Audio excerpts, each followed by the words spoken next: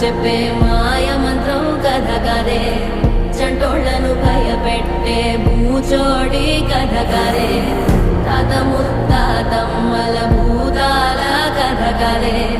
విక్రమాదిత్యుడు చెప్పిన వేదాళుడి కథ కదే దీపము నుండి దెయ్యం వచ్చే అల్లావుద్దీన్ కథ కదే ఇది ముడత చర్మం ముసలి చెప్పే కథ లాంటి నిజమేలే